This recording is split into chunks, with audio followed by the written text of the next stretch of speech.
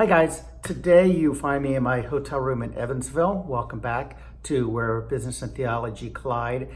Today what I want to do is emphasize on something that I am really not that great at, but something I've been working at for a long time, and hopefully you get some tips from this.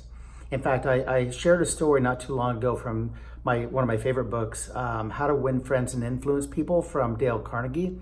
And the story he gives in there is one that I'll never forget. He shares about a time that he went to a friend's house. He was invited to a dinner party, and he got into a room with a bunch of people that he didn't know.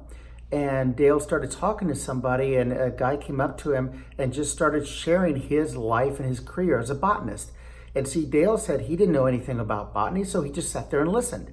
And probably an hour or so went by, and he left the party. The next day, his friend called him up and said, guess what? My friend who was a botanist that you talked to last night, he just raved and raved about his conversation with you. And Dale said, but I probably didn't say 2 or 3 sentences the entire time. How could he say that was a great conversation? And he said, to him, he was the best conversationalist he had met because he was genuinely listened to. And that's what I want to share today. It's something that my wife would probably let you know that it's something that I really need to work on, but I have been, because it shows our love for people, whether it comes to business or theology. Is something that is so important. So I'm going to share, and I'm going to write them in the notes as well. I wish I could remember where I got this. Honestly, I think I got it just looking up on the internet several years ago, and I made notes on my phone to remember these 5 steps to be a better listener. In fact, something that I've done is years ago, I put these in my notes section on my phone, and a reminder that I can look at the same time every day to remind myself.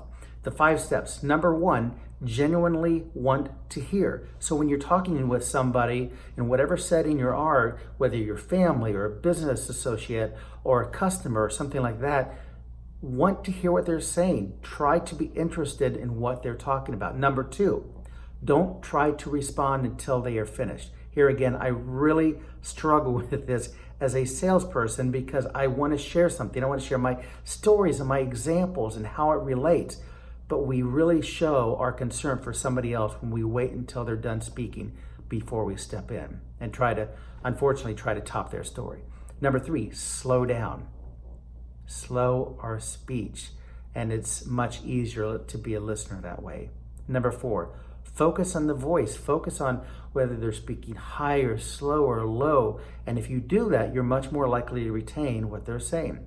And number 5, ask questions. Clarify. Try to find out where they're coming from and what their actual idea and their heart is coming from, and you're much more likely to remember what that is.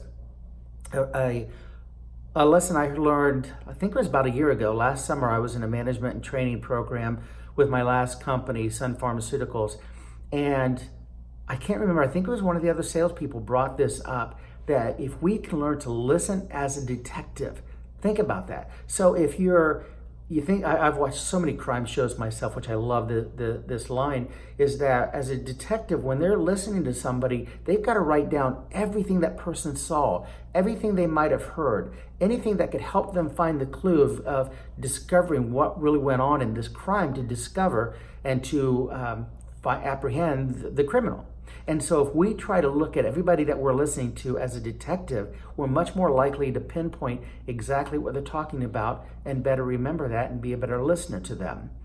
John Weiss, the pastor in Kentucky, says, listening might be the most neglected and needed showing of love that we have. Think about that. Listening might be the most neglected, which I would say that's common, but yet listening might be the most neglected and needed showing the love that we have. James in the New Testament, the Bible says, dear brothers and sisters, take note of this. Everyone should be quick to listen, slow to speak, slow to become angry. That's James 1:19. So hopefully this is something that a lot of this stuff we know, right? But how often are we putting into practice? How often are we making this a point that we really want to make happen? Because if we can really master this, we're going to make better friends, because we know They know that we care about them. We're going to become closer to our spouse because they know that we love them and we're concerned about what's important to them versus what we want to say. Have a great day.